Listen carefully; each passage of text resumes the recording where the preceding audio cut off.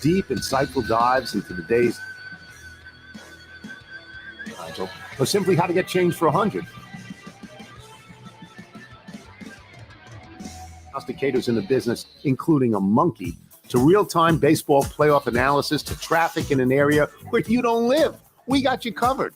My friends come on and you know them. Listen on the Odyssey app or wherever you get your podcasts. I'm getting vaccinated with Prevnar 20. So am I, because I'm at risk for pneumococcal pneumonia. If you're 19 or older with chronic conditions like asthma, diabetes, COPD, or heart disease, or are 65 or older, you are at increased risk for pneumococcal pneumonia. Ask your doctor or pharmacist about Prevnar 20, pneumococcal 20-valent conjugate vaccine. It can help protect you against pneumococcal pneumonia in just one dose. Even if you've already been vaccinated with other pneumonia vaccines, Prevnar 20 may help provide added protection. Prevnar 20 is approved for adults to help prevent infections from 20 strains of the bacteria that cause pneumococcal pneumonia. Continued approval may depend on a supportive study. Don't get Prevnar 20 if you've had a severe allergic reaction to the vaccine or its ingredients. Adults with weakened immune systems may have a lower response to the vaccine. Side effects include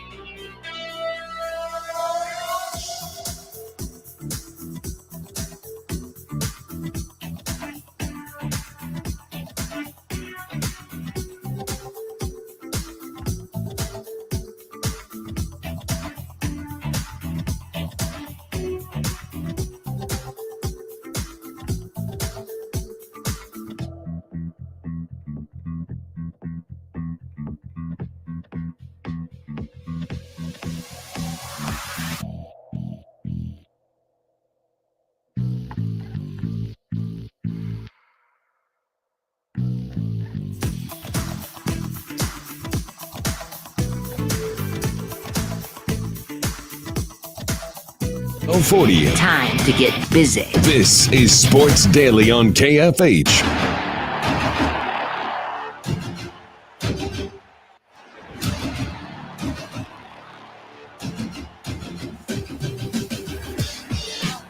All right, welcome back in, everybody. Sports Daily, Albracht and Castor here. Max Power producing for us. Glad to be with you on the show today. Hey, it's Major League Baseball playoff season. If you're looking for more daily baseball coverage on the Odyssey app, check out John Boy Media's Baseball Today, the hottest topics in baseball, Monday through Friday. You've got the two ALDS series happening today. Again, we can all collectively root against the Astros this afternoon. Offense intended to any Astros fans out there. And then, you know, you guys can jump on my bandwagon and root for the Rangers with me. Go Rangers. If you don't care, just know that I could win a bunch of money if the Rangers win. And I would appreciate that. My kids have to eat, Tommy. They got to go to college. You know, when we're talking about a bunch of money, are we talking about like $5, $10, $40? What are we talking? Are we talking about like them going to college kind of money? Have you seen the price of college? I mean, Well, maybe I'm being expensive. Maybe I'm being a little bit sarcastic. No, it's a like, could it buy a couple of like textbooks for them maybe when they go to college? Yeah. Okay. Yeah. It's enough money for me to sweat a little bit, you know, and normally my bets are, you know, like $10, maybe if it's like a straight bet that I feel really good about, $25. Nothing's ever more. And than this that. is for them to win the whole thing, right? They've got to win the whole thing. Okay. And I've got it at 50-1 that we made before the season. Actually, I have 3 different bets. I got one at 60-1 and 2 at 50-1. Let's go. Come on, Rangers. Let's go. I mean, I've got a bet for the Braves to win the National League. And I made that one before the season. I didn't go as far as you did to say that they would win the entire thing, but if they can win the National League, then I've got a pretty decent bet there. So I have a history of this situation. And I hope it really doesn't repeat itself. So in 2010, when the Rangers went to the World Series, before that season, my dad and I were in Vegas and we put down $100 for the Rangers to win the World Series. Got 35-1. And granted, up to this point in time in the franchise's history, the Rangers had been to the playoffs either 2 or 3 times and swept by the Yankees, like in all of those times. That's it, like forever, right? And that happened in the mid-90s. Yeah. So then fast forward here, the Rangers blow through the first 3 rounds of that postseason. They made a Cliff Lee trade, like you're feeling great. We were about to fly to Vegas to watch the World Series and cash our tickets. I'm glad we didn't do that because they didn't win. My now wife and I had just started dating. And so like I'm trying to like play it cool, right? And not act like a lunatic. But like we had this trip planned, a quick trip like to the mountains in New Mexico. And it was game 1 of the World Series. And I'm like, how do I do this? Like, hey, can we get this romantic getaway to the mountains and watch a baseball game on TV? And so, like, if you want to know how much I love my wife, I think that we had to, like, we ended up toward the end. Now, they lost that game and lost that World Series, but Yeah. like, that was excruciating. And so, you know, women out there, yeah, she's that lucky that I was willing to do that for her. Is that the biggest sporting event that you have missed, like with a team that you follow? No, for something else? It's not. So okay. We lost that bet. The next year we lose our bet. We had another one. We only got like 20-1 odds the next year, lost it too. Same thing, $100 bet before the year. So when I was probably in middle school, so as a little bitty kid, right? Cowboys. And then they went through those years of like, I don't even remember the names of some of these quarterbacks, like the Quincy Carter years into some just real, and they were terrible. And so, you know, as an impressionable kid, I had a starter jacket and I picked the Buccaneers starter jacket for the year they changed their logo. And I loved Warwick Dunn in college because he was little like me. And so I was like, all right, I'm a Bucs fan, huge Bucs fan, was like diehard Bucs fan for forever. Right. And they would get to the playoffs and they'd lose, and they get to the playoffs and they'd lose. The year they won the Super Bowl, I was in Houston, I believe, for a stock show that weekend leading up. And my brother and I, we'd drive down and do these stock shows. And like, that means you show animals, right? And so they're the biggest shows of the year, and they happen in like Houston and San Antonio. So we were down there, and it was that Saturday. And I'm like telling my brother, I'm like, Sammy, we got to stay down here. Like, the Bucs are in the Super Bowl finally, right? Like, we got to stay and watch it. And he's like, yeah, totally. That's fine. Like, you can play hooky for school on Monday. Like, we'll hang out down here and watch Super Bowl. Well, we had some neighbors with us, and one of those girls was just like whining. No, we got to get back. And so we end up having to drive back, and I'm trying to like, and this was before streaming or anything else, whatever year that was. So like, I'm literally radio jumping as best I can to try and like, we'd enter, because it was like a 13-hour drive to like enter different, you know, enter different coverage areas. And I'm trying to like quickly scroll around. I couldn't like pull it up on the internet and say what station is. And so that's how I listened to the Bucs win the Super Bowl. That was the worst, honestly. Like, that was horrible. Was that back in the day when like Mike Allstott was their fullback? Absolutely. And like, okay. Yes. Yeah. And they beat the Raiders like 50-0. I mean, it would have been that was the John Gruden Bowl, right? Yeah, I was such a Buccaneers fan. And then, you know, probably until I got to college, and then I sort of floated back into the Cowboys space. And it was like, all right, like, what am I doing? Like, I'm a Cowboys fan. Like, that was a fun, you know, 10-year run or so that I had with the Buccaneers. But let's be real. I'm a Cowboys. So that was the most excruciating. Now, the most excruciating playoff experience was definitely 2011 World Series, when the Cardinals, when Nelson Cruz didn't catch the ball and the Cardinals beat the Rangers in the World Series. So we don't need a repeat of that. We need the Rangers to finish the job this year and cash my bets and, you know, be the World Series for the team I care about the most by far. Can I just tell you, as a Braves fan, my entire life, from a little kid, really growing up, and they won the World Series in 95. I was 9 years old. I remember that. It was great. But I got really, really used to the Braves being a great team and then not winning the World Series outside of that 1 year in 95. They won like 15 straight division titles. Yeah, I So I'm remember. following them like they were dominant. They were on TV every night. Like I was all about it. But you always knew they would get to the playoffs. They might even get to the World Series, but more than likely they were going to run up against the Yankees and the Yankees were going to beat them. Like that was kind of the way that it was. So I just got really used to just thinking like, I mean, they're fun to watch in the regular season, but they're not going to win the World Series. And so I get that. Like, and again, like it's a little bit different because your team has never won the World Series. Mine has, but I mean, I get it. Like I get the idea of like you get really amped up about, all right, this is the year they've got the talent, and then they don't get it done. I don't even know if the Rangers have the talent this year. I didn't think they'd be in this position after all the injuries. I mean, they've got 4 starters hurt, right? Like 4 starting pitchers out, and they've been missing players all year. So it's kind of like a magical, who knows what's going to happen right now. But you say that about the Braves, and fans do feel that way, like, oh, we just never get there. That's not worse than never being good at all. Like, it's still much better. And I always ask this question. It's one of my favorite like sports radio topics. Would you sacrifice like a decade of relevance for a guaranteed championship? Like like with a decade of relevance, you can take your shot. Basically, the Braves are the poster child for this before they won their championship anyway. But like, would you take a decade of being in the mix or one guaranteed championship? And 100 times out of 100, I would take a decade of being in the mix, because the opposite of what you went through is what I went through as a Rangers fan, which is they were always terrible. And I promise you, that's way worse. Ask a Royals fan that it's question. like, the Royals, right? They had like the flash in the pan, lightning in a bottle in 2014, 2015, but they got their championship out of it. Yeah. And like, you can never take that away.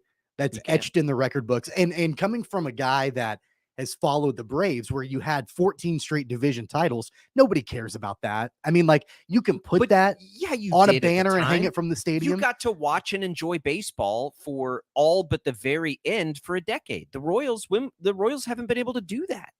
But they got their championship. Like that's so like did the Braves. they're in immortality because of that. But like, again, if you short memories in sports, like we're not thinking about 5-6 years ago anymore, are we? Like, sure, you are. Yeah, I don't know. I think we enjoy it. Here's a good example. More. So the Braves won 2 years ago, and so I was I guess I was 35 when the Braves won 2 years ago. I was 9 years old before that. Like, it was, a long time, 25 years, 20, whatever the math is there. And I like, now they won 2 years ago. The pressure is off my shoulders. Like, I would love for them to win another one, but they just won 2 years ago. So I'm kind of like, all right, like, they won a couple years ago. I can still remember that. I know what I was doing. I know how I celebrated. I know how happy I was. So like, I got my championship, right? It doesn't mean that this one's not as important. It is, but I got my championship.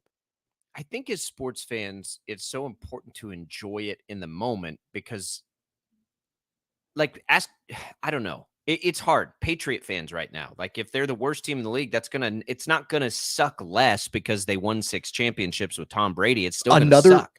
Another example for me, when the Chiefs won in 2020 and they beat the 49ers in the Super Bowl. They had not won a Super Bowl in my lifetime. They were a lot of times in the mix. I mean, the Chiefs were in the playoffs a lot, but they hadn't won a championship. Like, there was nothing better than that. And I would have taken that one championship over every single year of them being 9-7, 10-6 in the playoffs, getting bounced in the opening round. Like, there were a lot of really bad Chiefs playoff losses. Like, they found every single way to lose and get bounced in the playoffs over the years. They got their championship. That was more important than decades of relevance. So the NFL is different than baseball to me, big time, because baseball, if you get there, you always have a chance, right? Like, any team that makes the postseason has a chance to win a World Series. No question. It is true. In football, That's not the case, right? In all of those Chiefs teams of the great, like Alex Smith years, which is, I think, what you're talking about. Yeah. But even before then.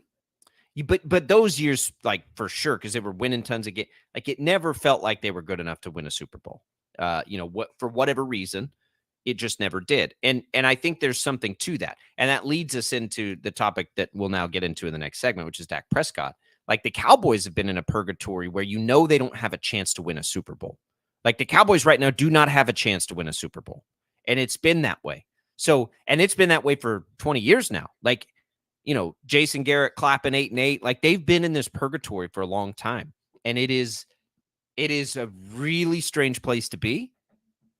And all the attention focuses in on Dak Prescott, rightfully so, because he's not going to win a Super Bowl. Let's talk about Dak when we come back. What do you do if you're the Cowboys? Jerry Jones today, backing up Dak again. I don't know what else he's supposed to do, but man, it is the Vikings are going through this with Kirk Cousins. There's teams that do this, but it is a tough spot to be in the NFL. The Dak dilemma. That's what we'll hit on next. Dan Israel talking Chiefs coming up top of next hour, the executive producer of the Chiefs Radio Network. We'll be right back with more Sports Daily right after this.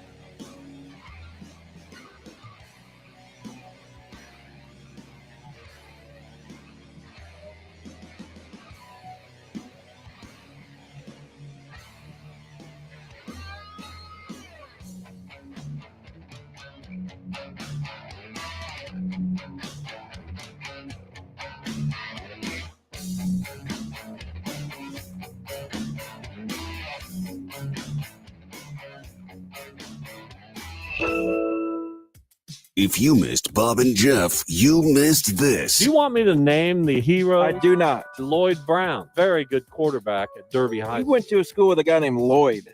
Who is next? Wilbur Martin? He'd kick your ass if he was here right now. Who was the next quarterback? Humphrey? Were Gertrude and Phyllis over there cheering? Now we're making fun of names. Why do you not like old people? Hey, I'm going to be this guy someday soon. You know, somebody's making fun of me. Bob and Jeff, afternoons at 2 on KFH. Oh, okay, take it easy. We're going on the air. This is Sports Daily on KFH.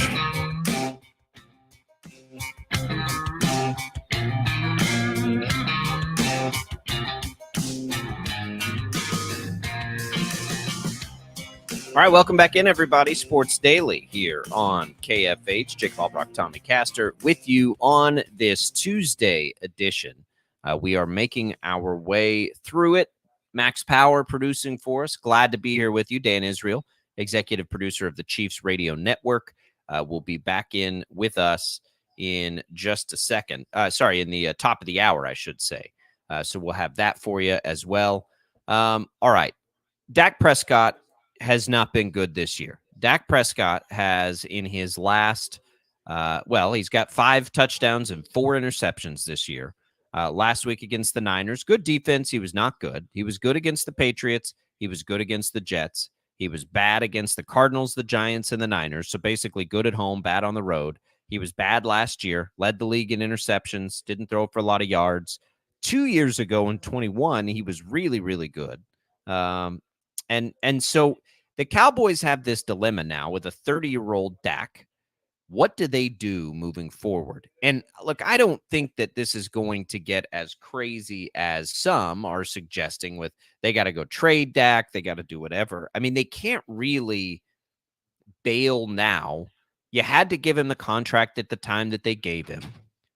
They brought in Trey Lance. I think they brought in Trey Lance for a reason. And it's just like, Tommy, what do you do with Dak? Because you know in your heart of hearts watching the Cowboys, and maybe the only person on the planet that doesn't know this is Jerry Jones, because he brought back Mike McCarthy, and he thought, like the decisions they made in the offseason don't make any sense because Tony Pollard was never a feature back in his life. I'm not surprised he can't handle that role. They've got an aging offensive line. They've got an amazing weapon in CeeDee Lamb that they can't utilize. And Dak Prescott's not playing well. He's not seeing it. He can't run anymore. But they're kind of stuck with this. And they dug their own hole on this. But what do you do at this point if you're the Cowboys? I mean, you're not going to bench Dak or do anything crazy like that. It's just like you're playing right now knowing that you're not good enough to win a Super Bowl. I think that they know that their defense is usually above average at worst and really good at best. Like they know that. And I know that they had a significant loss in Trayvon Diggs out for the year, all of that. Like I get all of that, but man, they still have a ton of different weapons defensively anchored by Micah Parsons. So I think that the thought process is we lean on that defense to try to keep us in games the best we can to really help take the pressure as much as possible off of Dak in that offense. The problem is Sunday night, when you're playing as explosive of an offense that the 49ers have. I mean, they're clearly the best team in football right now. It got away from the Cowboys very, very quickly, right? And so if you can't lean on that defense, if the defense is not going to come to play and, be able to compete against a top tier offense like the 49ers, then at that point, yeah, you're going to have trouble keeping up. Like, Dak is not a shootout quarterback. You don't want to get into a situation where he's got to go touchdown to touchdown against an opposing team. Like that's not the way that it's going to work for this team to have success. So again, you've got to lean on that defense and then hope that they keep you in games to where you don't have to try to score a bunch of different points. It's not going to be good enough. I mean, it's just not. That's the problem. It's not good enough to win a Super Bowl. And so, like, if it's not good enough to win a Super Bowl, what is it? And I don't know what you do. But it's not just that too, Tommy. It's not even this year. Like the Cowboys are not winning a Super Bowl with Dak Prescott because what's Dak Prescott's window? He's 30. He's regressing, right? He's not as good as he used to be for whatever reason. CeeDee Lamb is way younger than people think. He's still just like 23, but you don't have what you need in the backfield. Your offensive line, which has been so great for so long, is getting old. You have Micah Parsons. You can't keep Dan Campbell probably forever. Like, it's just not going to work. So what do? Does Dak Prescott have trade value? Is Jerry Jones at his age really willing to pull the trigger on that? I will say I don't think they go get Trey Lance if they have supreme confidence in Dak Prescott. But it does make me wonder, like, at any point this year, do you do anything with Trey Lance? It's just this weird spot to be in. Minnesota's sort of in this spot, right? And Cousins is playing at a high level. That's the difference between Cousins and Dak right now, is Cousins is playing at a high level. Dak is not. What do you do with Dak? Do you bench him? Do you trade him? Do you just roll with it and know what that, other yeah, option we might do you get have? to I mean, I know that I know you have Cooper Rush. You actually also have Trey Lance at this point, but like, what other option? Neither of those options are better than Dak right now. And the Right. Cowboys aren't going to punt on this season, but it's like, you're just watching it like, man, that ain't going to be good enough. And the problem is they thought like, oh, Tony Pollard's going to be this revelation. But the reality is Tony Pollard's never been that. How many times did I tell you they need to go get like a veteran running back to help? They should have re-signed Zeke. Zeke's exactly what they need right now, which is kind of funny. But I don't know. It is this weird spot. And when we talk about like taking the relevance versus taking the championship, we know how Jerry Jones would answer that question. He would take the championship. Is like, if there's another Aaron Rodgers situation out there where you've got a veteran that's really good, and we may see this with Kirk Cousins, like, do you say, let's go that route instead of Dak if you're the Cowboys? And then if you do, what do you do with Dak? Do you cut him loose? Like, that's where I think you got to start. For this year, I don't think there's an answer. Like, I think you just have to sort of roll with it. Big picture, though. I mean, I'm looking at like, when is the next time that the Cowboys can feel confident about drafting a quarterback? Like, what's the future, the long-term future at that position for the Cowboys? Because I have a hard time believing that Cooper Rush or Trey Lance is the long-term future. It's not even the short-term future. They're not the long-term future either, I don't think. So, and I don't know what kind of trade value Dak would even have on the market right now. At what point do you just say, look, like, we gotta look at the future, like, long-term, and maybe try to draft somebody that can come in and eventually replace Dak and be the long-term quarterback for the franchise? I don't know. This offseason, I think that's the answer. I think you look at it this offseason and make the change. If somebody like Kirk Cousins is out there, go for it. Or roll with somebody like Trey Lance, and if you stink, you got to tear it down anyway. I know Jerry Jones doesn't want to do that. But Mike McCarthy, a Tony Pollard 20-carry backfield, and Dak Prescott are not going to get it done this year. They'll win games. They'll win plenty of games. So that ain't winning a Super Bowl. 869-1240 when we return. Dan Israel, executive producer of the Chiefs Radio Network, joins us on the program. We'll talk about the game against the Vikings and look ahead to the Thursday night affair with the Broncos. That's next on Sports Daily.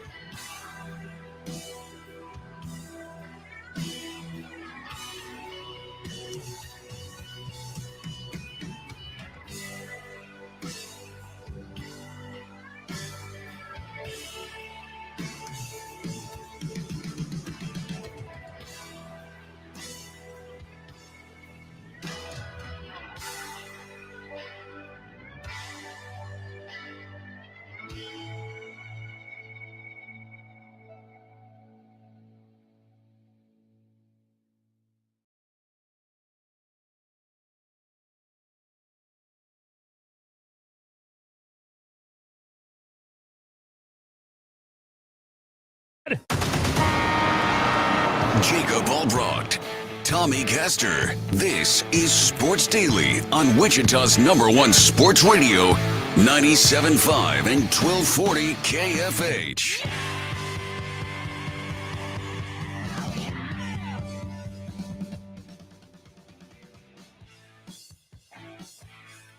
All right, welcome back in, everybody. It is Sports Daily. It is a Tuesday, which means we get a visit at 10 o'clock from Dan Israel, executive producer of the Chiefs Radio Network. Dan, I appreciate you being in with us. An effective and, it's a win in back-to-back road games and now a short week. That's the opponents maybe have been a little lesser, thankfully for the Chiefs, but road game, short week is a pretty dangerous part of the schedule, just, from that perspective, right?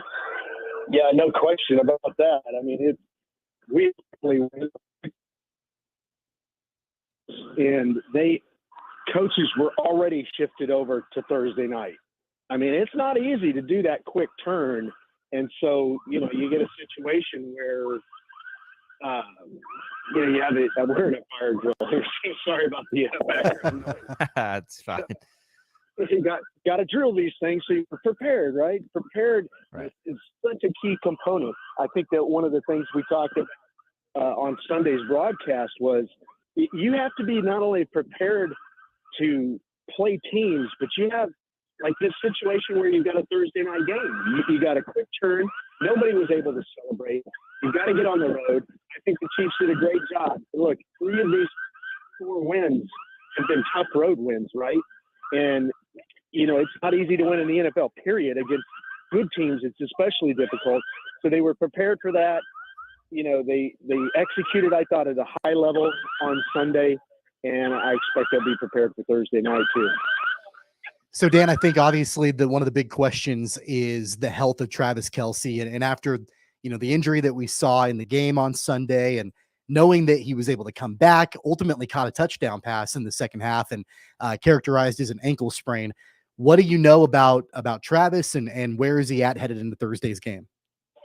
Well, I can tell you just watching him walk around in the locker room, I did notice him having a little bit of trouble getting up the jet steps.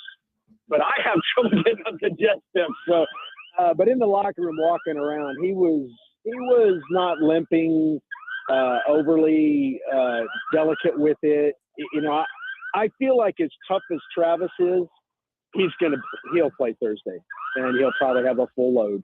One of the things I thought it was interesting was at halftime, basically Kelce said, just give me a minute, let me get over the pain.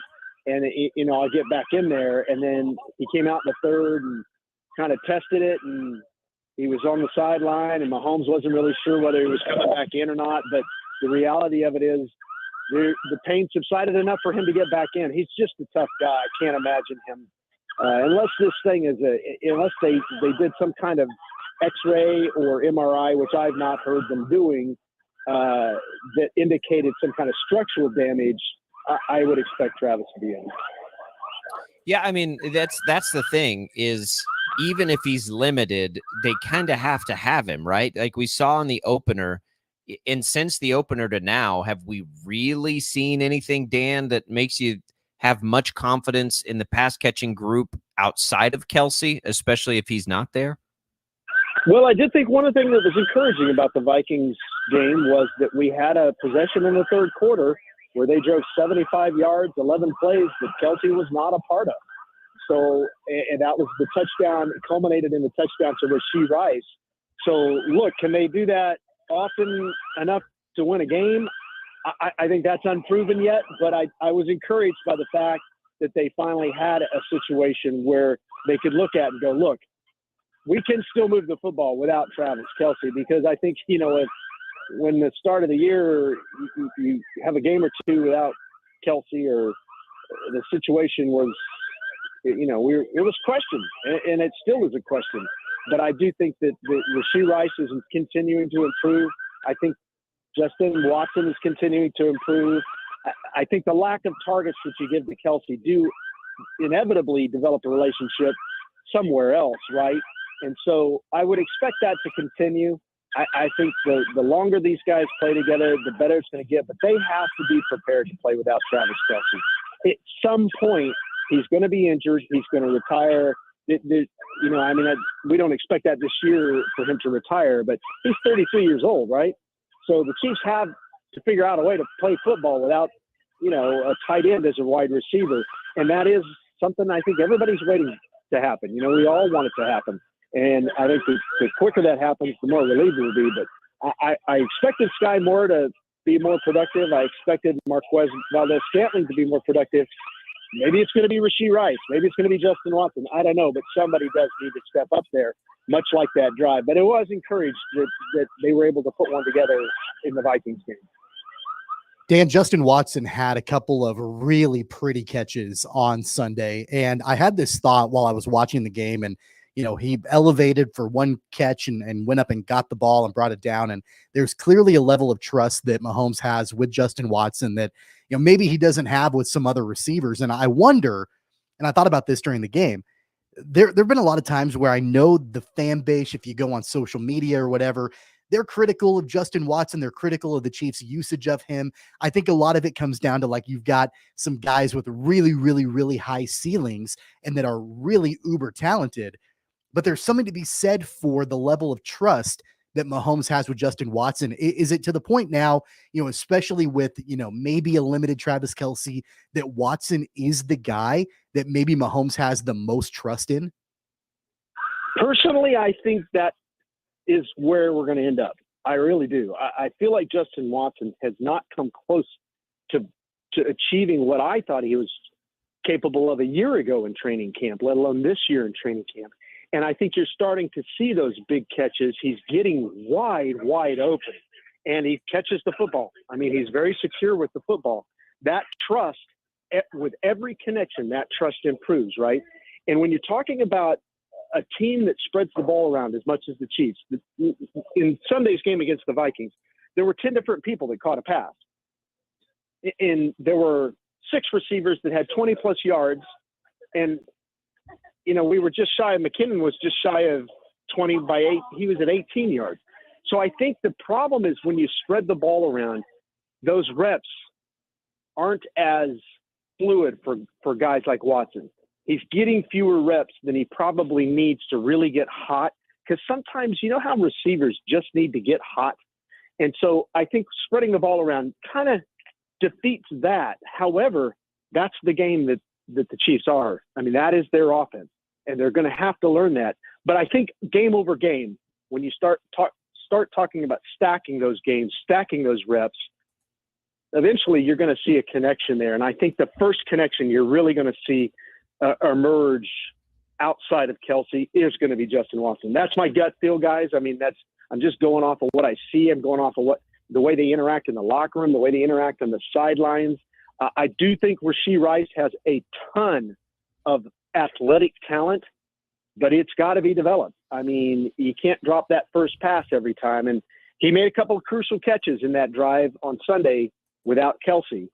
So I want to give him props. And Coach Reed even said that to me. He said, hey, you got to give it to this kid. I mean, he did it when it mattered, and that's important. But I feel like Justin Watson is much closer, and from that standpoint. Yeah, I don't know if it's going to be there. I mean, we got to see. But one thing that'll help is if the defense plays well. I thought they did play well against Minnesota. They clearly did a good job on Justin Jefferson even before the injury. The secondary play was that. Maybe that's the secondary's best game. I think it probably was when you consider the weapons, which is handy because the Broncos, for all their faults, their ability to pass the ball has not been one of them. Russell Wilson looks pretty good. They've got talented receivers. It feels like another game where the secondary needs to step it up. Is that an understatement, Dan? I don't think so. I felt like, McDuffie's been playing well all year, and I think we sometimes forget L'Jarius Sneed is playing at a high level in every game. But Sneed was on Jefferson almost the entire game, and before he went out in the fourth quarter, he had 3 catches for 28 yards. This is Justin Jefferson. There has never been a 2,000-yard receiver, and he was on pace to break 2,300 yards this season. It's unfortunate, this hamstring thing. It sounds like the Vikings are going to move him to the IR. And, I know that's got to crush Vikings fans because he is arguably the best receiver right now in the National Football League. But to your point, I felt like L'Jarius Sneed shut down the best wide receiver in the National Football League. And I can't, when I think back to defenses and I think back to, we've had good cornerbacks here and there, but have we had a tandem of cornerbacks that are really shut down like that? I feel like McDuffie and L'Jarius Sneed right now are playing at this level. And then you throw in there Reed at safety. I feel like the defense did an outstanding job on every level. They were good at coverage. They were good at stopping the run. They were good at pressuring the quarterback and caving the pocket in. I mean, that's all you ask a defense to do. usually you have to find this balance of, okay, how much do we want to protect the run? How much do we want to protect the pass? Because we can't do it all. Well, they did it all. I felt like Sunday was a really good example of how good this defense has gotten. And when you've got a good defense, they'll keep you in every game. That's the tremendous thing about it. If the Chiefs offense stumbles, the Chiefs special teams, has a fumble, the defense can keep you in there and give you time to come back and fix things. And the Chiefs are very good at that. So I thought Sunday's game was one of the most balanced football games I can recall, where everybody really took care of business. We didn't have 180 yards rushing. We didn't have 700 yards of passing. We didn't have, we didn't shut them out, but we had that just kind of perfect balance between defense and special teams and offense that you really strive for. And even within the units themselves in the offense, you had balance between the run game and the pass game. They got a little bit away from the run in the middle of the game, but they came back to it. They did great clock management at the end. I felt like it was a good balanced effort. And then, like I said, on the defense, you really had all three levels of the defense were playing appropriately and really containing things. And that's a good Minnesota Vikings team, man. I mean, they're stronger than their record indicates. There's no question about it. Hey, Dan, on a quick side note, Chris hit us up on Twitter. He wanted to make sure that you're not currently a part of a bank robbery right now, or at least a few minutes ago. He was concerned about the sound in the background, making sure that you're not in the middle of a bank robbery. It did sound like that, but it was just a fire drill, just making sure everybody's safe. There you go. Hey, question for you. An excuse for me to get outside. I love it out here. There you go. Question for you about the running game, Dan, and Jacob and I have talked about this over the past couple of days. The usage moving forward with Clyde Edwards-Helaire. Obviously Isaiah Pacheco is getting more carries. Jerick McKinnon, they're utilizing him in different ways. But man, just the effectiveness from CEH just hasn't really been there. And as I've watched the last few games, it's hard for me to, watch the Chiefs give him carries and not think, man, like this is a quick way to stall a drive out.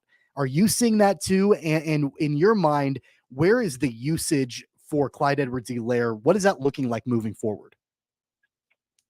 It was funny you mentioned that because Mitch Holtis and I were talking about this on the plane ride home Sunday. It just seems like they can't get him going. And it's really hard to give him the ball when he's going to get 3 yards a carry and Isaiah would get 5 yards a carry, or McKinnon.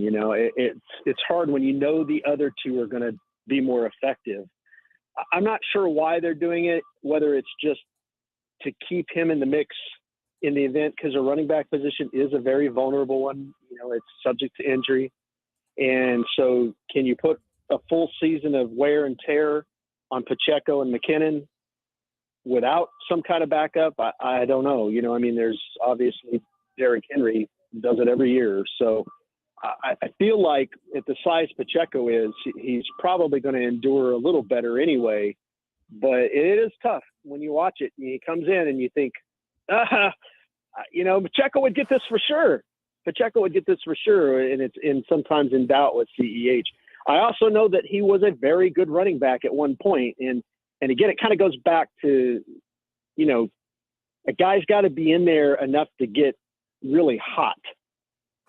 Some guys do. They just need to play to they need to be in there rep after rep. Danon Hughes always talks about, he would play and then he'd have to look over at the sideline to see if he was being pulled out every single play. It was never consistent. I'm in, the next one's mine. And I feel like, maybe Clyde is a little bit that way. And the thought being that down the stretch, if they keep him warm enough, if they need him and he comes in and he's in the game and he's the starting back or he's the premier back, that he will catch fire and he will kind of return to the old Clyde Edwards-Helaire that we know. But yeah, right now it's tough when Pacheco's as good as he is and McKinnon's backing him up in a tremendous fashion.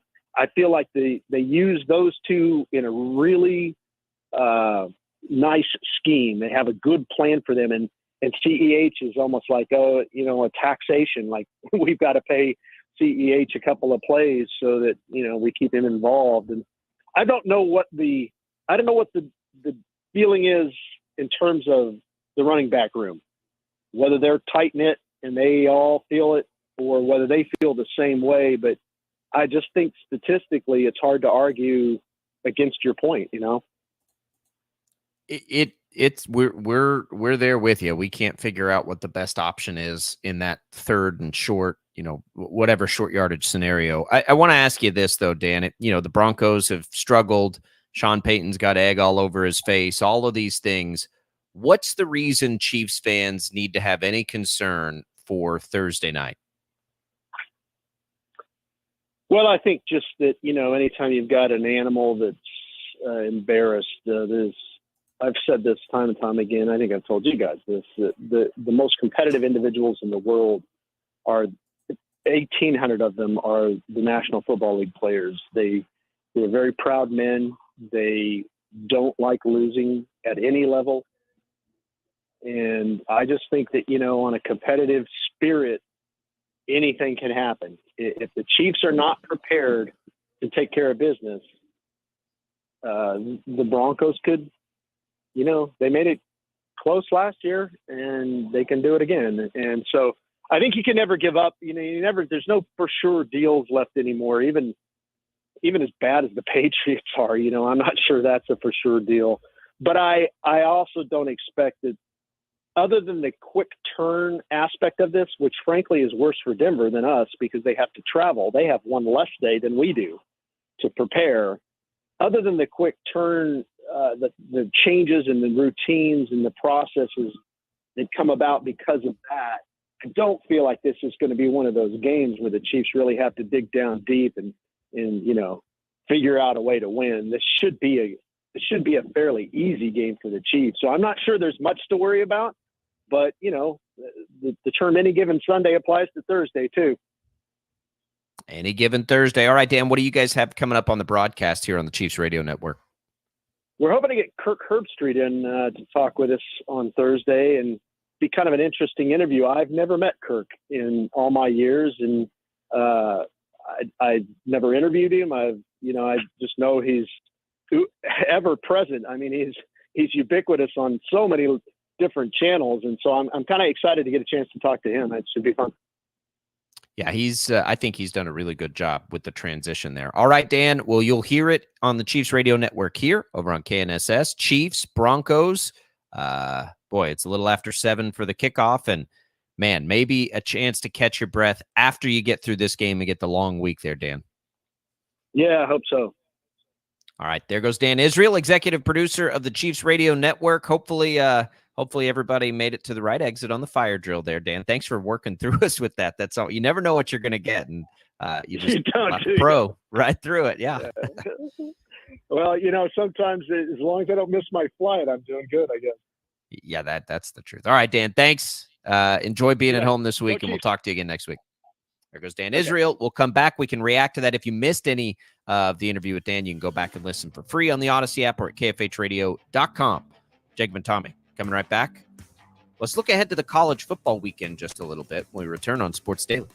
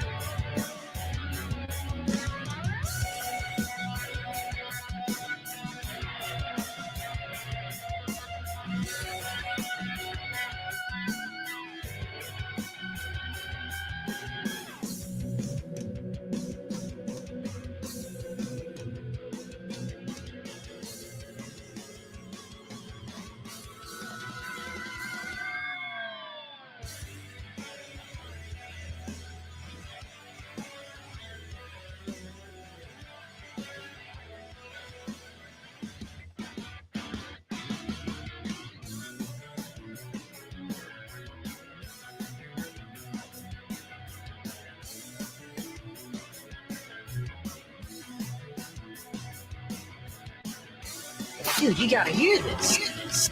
Go ahead. I think I want to hear this. Sports Daily is on KFH.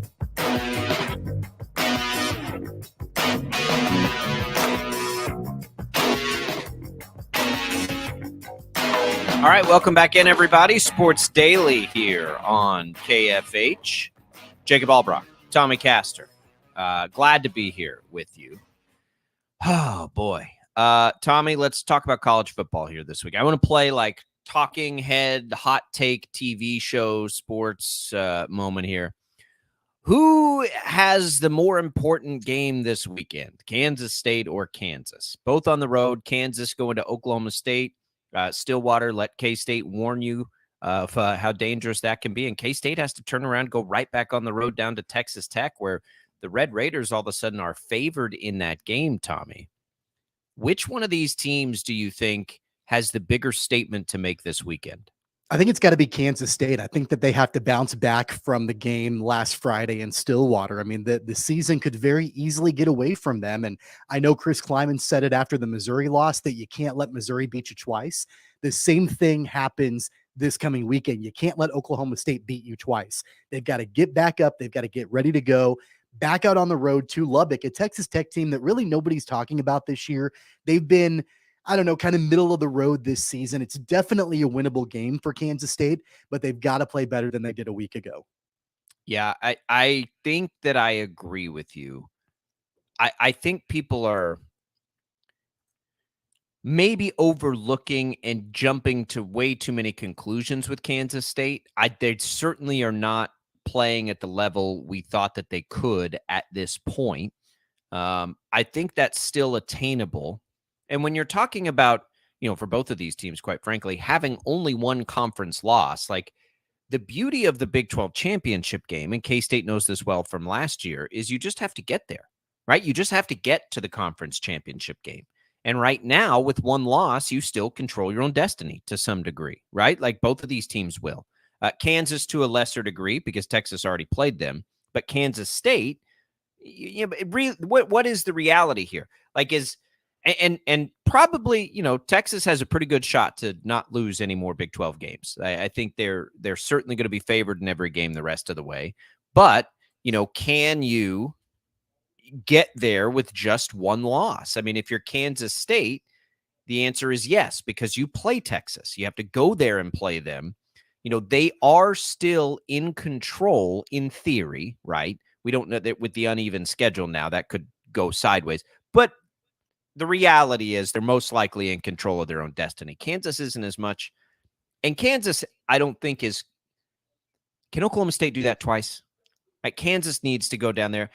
I don't know. It's probably a tie. And that's why I was joking at like the, talking head hot takey thing, because the reality is these are big games for both of these teams. You're on the road. They're games you should win, right? Like if we're talking about the Big 12 and how we would power rank teams, Kansas should be better than Oklahoma State, and Kansas State should be better than Texas Tech. I think Kansas State's test is much harder this weekend. I think Tech is better than Oklahoma State. I think Oklahoma State shot its shot last week against Kansas State, which makes the likelihood of them doing that twice in a row maybe a little bit less. But again, we point back to history with Mike Gundy and Stillwater, and the fact that you're most likely going to have Jason Bean at quarterback. So it's certainly no like walk in the park for Kansas. But and now also like Oklahoma State for sure will be able to game plan better than UCF did with the rushing attack that the Jayhawks did a week ago, right? Like that. I think everybody knew that the strength of the Jayhawks was running the football, but I don't think anybody really knew that that's the way that they were going to do it going into the UCF game. Like just put their foot on the gas and run down UCF's throat. And if that's the game plan moving forward, I mean, now Oklahoma State and Mike Gundy have had quite a bit of time to prepare for that and to try to combat that defensively. So, I mean, I do think that the Jayhawks are better than Oklahoma State is. And I'm with you. I think that it's going to be difficult for Oklahoma State to duplicate what they did a week ago because they're not as talented. They're not as talented as Oklahoma State teams in the past. So I do think that it's important for Kansas to go down there and do everything they can to just, punch Oklahoma State in the mouth right out of the gate. With the Wildcats, they're at a little bit of a crossroads. Yeah, they only have one loss in the conference, but they're kind of at a point where the season can go one of two directions. You lose on the road to Oklahoma State. If you follow that up with another letdown in Lubbock, well, then at that point, the season, I mean, yeah, you've only got two losses, but it's going to be really difficult to get back to the conference championship game with two losses. It's going to be hard enough to get back there with one conference loss, even though you go on the road to Texas. But they're kind of at a crossroads. We all anticipated and expected Will Howard to take a massive step forward going into this season.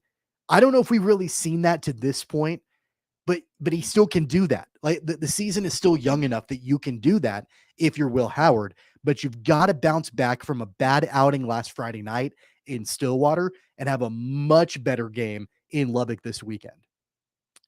For sure. I mean, there's no doubt about it. I do think Kansas is the way that they're playing and the way that they just played makes it harder to imagine them going to Stillwater and making all the mistakes that Kansas State made, because Kansas would like to just line up and run it 40 times, right? Yeah. Like that's what they want to do.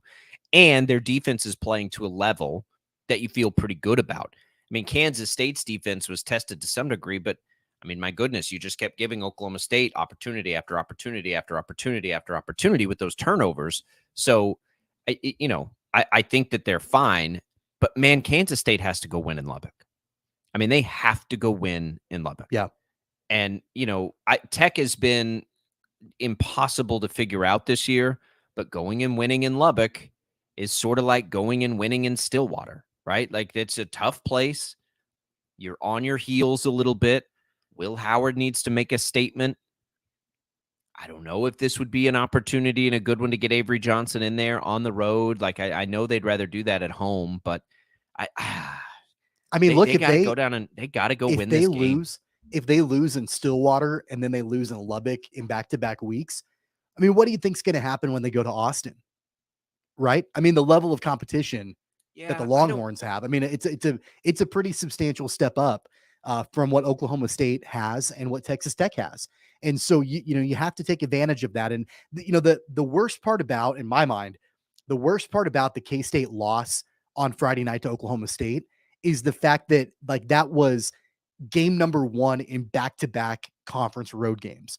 If you can beat Oklahoma State, then at that point, you go to Lubbock and you're like, all right, we got to win in the first road game. And now we've got a second road game in back-to-back weeks. You already lost the first one, right? And so you can't go 0-2 in back-to-back road games in the Big 12 against inferior competition. So that's why I say it's kind of a crossroads, I think, this weekend for the Wildcats, because if your goal is to get back to the Big 12 championship game, and that's absolutely what it should be for Kansas State, you cannot drop 2 games in conference play on the road to inferior opponents. You can't do it. I agree with that. I don't want to get too hyperbolic. Like, if Kansas State doesn't win in Lubbock, it's not like a lost season. A 3-loss season still looks very good. They're not playing for the Big 12 championship. I think you got two different things. I agree. So the desperation now is to play in a Big 12 championship game. Can you get into that game with 2 losses? And I guess in theory you could, because you'd have a tiebreaker against Texas if you can go beat them. Right. But you can't think of it that way. Now, is a season all a loss if Kansas State has 3 losses on the year, 4 losses? No, probably not. But isn't that the benchmark? I mean, we talked about this during the offseason. Like, top 3 the Big in the 12 Big 12 championship, was the benchmark. They were there a year ago. That's the benchmark now, right? Like, if you want to consider, it's okay to move the goalpost on that, though, because reality does play a factor. And the reality is Oklahoma and Texas are both very, very good this year. So, it's a weird year for the Big 12. And look, TCU played in a title game last year. The Big 12 top to bottom was better last year, right, than it is this year. There's no doubt about that.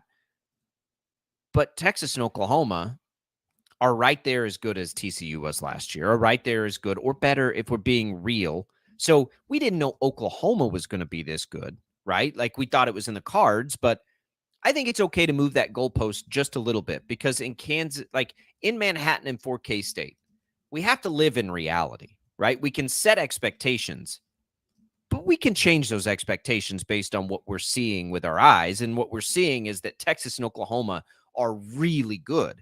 So if K-State finishes 3rd in the Big 12 and doesn't reach that championship game, this is my point. I'm not going to sit here and say, oh, what a disappointing season for Kansas State.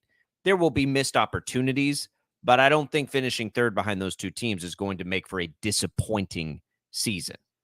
I do think, though, that the one thing to keep in mind is the fact that, and I mentioned it a couple of minutes ago, I think the thought process that you and I both had, and we talked about it at length, was that Will Howard had the chance in returning to Kansas State to take a big step forward, to potentially get ready to play on Sundays and all of that. Not going to happen. Yeah, no. And that hasn't happened up to this point. Like, that big step forward that we thought. Yeah. And that, honestly, that's the difference. And I know they lost a handful of players to the NFL. I get that, right? Like, really impact players. I understand all of that. But it's a veteran team. You return several offensive linemen. You return several skill players, all of that. Like they've got some, I know they lost a couple of players to injury this season. That notwithstanding, you have a pretty veteran team. And we said it during the offseason, the expectation should be to return to Arlington, to return to a Big 12 championship game. And I get that the level of The competition preseason at the top. expectation, I agree with the preseason, but I think it's okay to change that expectation. I mean, don't you like the reality is they lost 3 defensive players to the NFL, 3 guys on that unit. Will Howard is not playing like he did last year. And he's not going to be a high draft pick, which was also the ceiling. I mean, that's really what it comes down to right now, right? Is Will Howard hasn't played to that level yet. Maybe it's still in the cards. I don't know. But that's the problem, I think, with everything is that hasn't continued at that pace it was at last year. Therefore, the team's not up to par because their defense was never going to be able to be as good. I mean, look, we've talked to other people about it. And like, oh, we really like these players coming up. And it's like, that's fine. You lost 3 players to the NFL. It's very unlikely that the defense is as good. And they don't have Daniel Green anymore either. Exactly. They lose their lifeblood. So he's called as the defense. And, you know, Deuce Vaughn, you lost Deuce Vaughn. And that's a factor too. Like all of these things factor in. So when we consider those things and we consider that Texas and Oklahoma are better, I'm just saying it's okay to sort of refocus our expectation for K-State and moving from now forward. Look, if they finish top 3, maybe even top 4 with all the factors considered here, I think we could still look at this ultimately as a successful season. Is it going to be disappointing because they didn't make it into the championship game? Of course it is. But that doesn't make it a failed season. That's why I think the pressure's on them this weekend, though, Tommy. Yeah. You got to go beat Texas Tech. Finishing, you know, 5th, excuse me, 5th or 6th in a bad league, that's not, that is a big problem.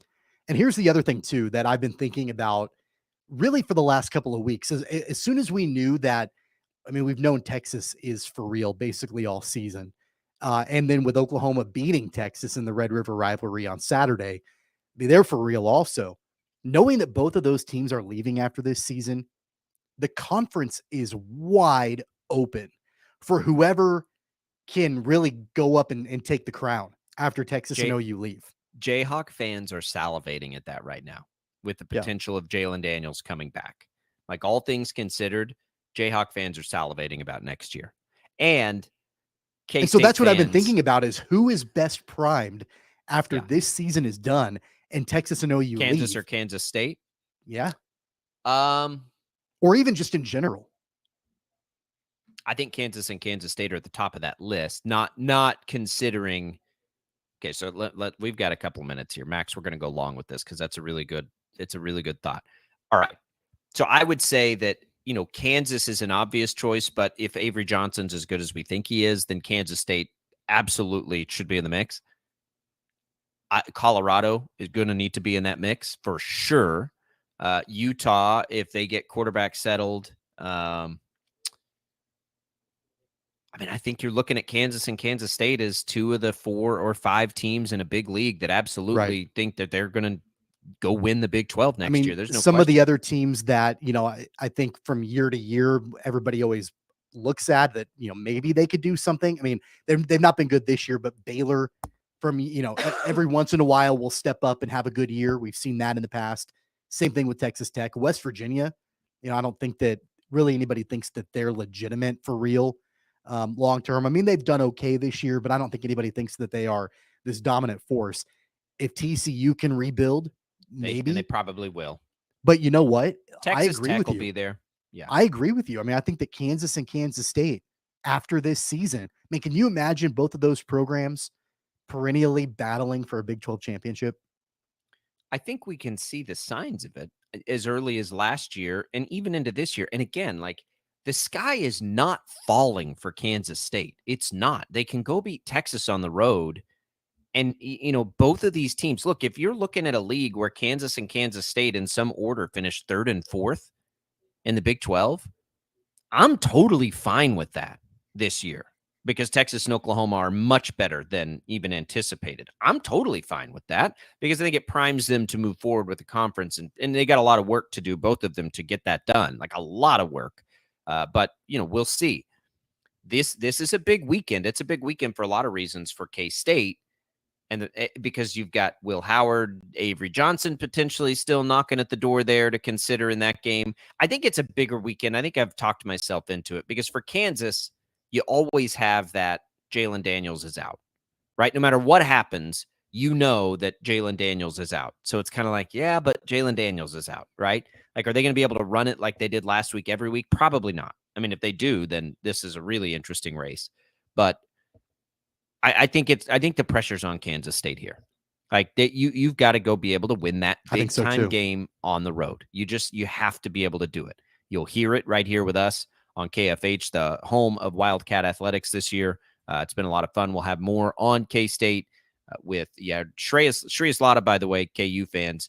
Go back and listen to what he said yesterday on the Odyssey app. He had good stuff. And then moving forward for K-State fans, we'll have Tim Fitzgerald in Thursday, and then the voice of the Wildcats, Wyatt Thompson, with us on Friday. So much more on the college football weekend coming. Boy, when we looked at this thing from a bird's eye view, I don't think we circled this weekend as a big one in Stillwater and Lubbock, maybe in Lubbock, but it certainly has amplified in the last couple of weeks. 869-1240 is the number on the IHOP hotline for you. You can check that out. That IHOP hotline is brought to you by IHOP. Try IHOP's new slow-braised beef pot roast or a savory country fried steak. We'll come back. More Sports Daily right after this.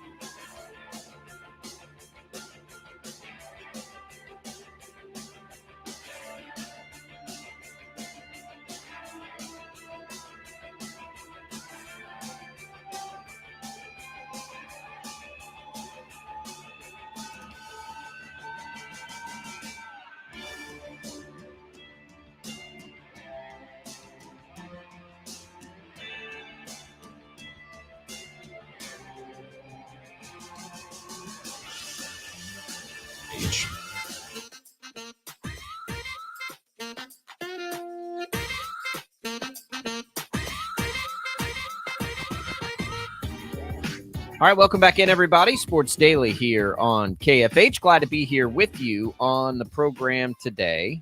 Jacob Albracht, Tommy Castor, Max Power producing for us. Tommy, you sent me something during the break here. I guess Adam Schefter reporting something that some people might think the Chiefs should be interested in here. Well, I don't know about that, but Adam Schefter and other league sources are reporting that the Jets are looking at options to potentially move McCole Hardman out of New York. They're looking at potential trades, other options to maybe get him out of New York. And really, according to Schefter, it comes down mainly to the lack of usage. The Jets really aren't utilizing him in the offense. And so they're looking like they've got the potential of maybe trying to move the guy. And so, of course, you're going to get the speculation that because he was in Kansas City before and the Chiefs have issues at wide receiver, that maybe a reunion could potentially be there. That's all conjecture at this point, but it does sound like the Jets are wanting to move Hardman out of town. Yeah, and as far as that, it's weird that they haven't used him because you'd think maybe they could to a little bit, but I don't know that. I mean, as far as the Chiefs go, I don't know that I'd have much interest in McCole Hardman. Like Hardman's not all that different than Tony Moore. Like he wouldn't do much. So I don't know if people will speculate on that piece of it, but I wouldn't do that if I were the Chiefs. Is he an upgrade, though, from the current wide receiver room? I mean, he does have familiarity with Patrick Mahomes. Not in the way they need familiarity with Patrick Mahomes, right? Patrick Mahomes needs familiarity with guys who can do things as he has his second reactions. McCole Hardman was a gadget player and only a gadget player with designed touches going to him, right? So it wasn't like McCole Hardman was running a route and then adjusting his route and getting open down the field. McCole Hardman was a designed play guy. I don't think it's that different than the way they use Kadarius Toney right now. So no, I don't think he would be an upgrade. I think he'd be a lateral move at best. But that's it. Like they need a downfield guy that can adjust to Mahomes. And I don't know that you can even bring that in, quite frankly, because it takes time. And I think the best hope is that it currently exists, right? Like that one of these guys can become that over time. Here's the only thing that I will say about McCole Hardman as a potential positive to come back to Kansas City is that wide receiver room is filled to the brim with guys that have a high ceiling, are supremely athletically talented, but the reliability, the trust factor, all of that, it's not there at this point. Outside of a couple of options. McCole Hardman? I'm saying Patrick Mahomes, I think, has a level of trust with McCole Hardman that he probably doesn't currently have with Sky Moore and Rashee Rice and Justin Ross and Justin, I think that there is a level of trust there. I'm not saying that he's more talented than maybe any of the guys in that room, but I think there might be a reliability factor I guess I just don't think that's I the ever only saw kind of that positive from him. I'll say.